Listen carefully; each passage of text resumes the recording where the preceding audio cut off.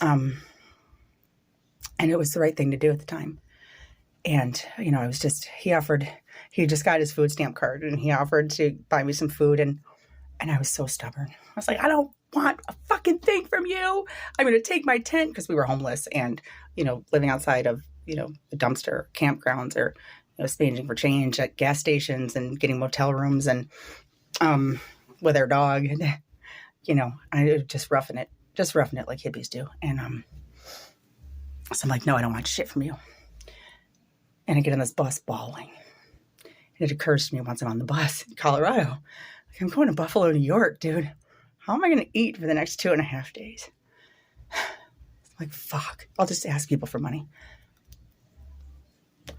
Well, the first stop, there is this dirty hippie kid with dreadlocks, and he's a stinky hippie kid, but he's just so fucking friendly, and he's got a little puppy with him. He's like, this is my seizure alert dog. And I talked to Greyhound and told him he went to like this, school of obedience school, and he's a working dog, a seizure alert dog.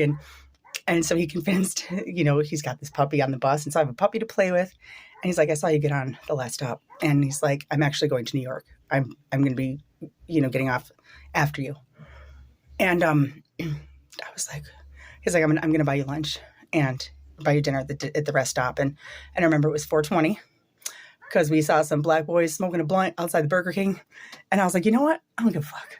I'm going to go home and have an abortion. Can I hit that blunt? And they're like, yeah, here you go, sister. Have some of this. I'm like, I'm somewhere in Oklahoma, I don't know.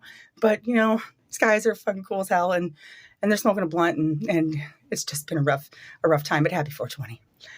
And so me and this kid are talking. He's in kind of a similar situation and something with his girlfriend. And we're talking about the laws of divine proportion and how your foot, how the inside of your foot is the same length as like from your wrist to the inside of your elbow. And, they call it the golden ratio, or law of divine proportion. And like we're talking and like for a day and a half, and he's just feeding me. And at one point in like Ohio or something, our buses were like splitting up, and he was going a different direction.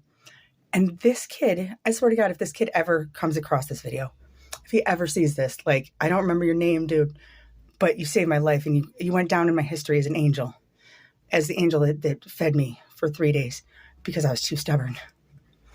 And this kid put up a fit at the counter. He's like, this is my cousin.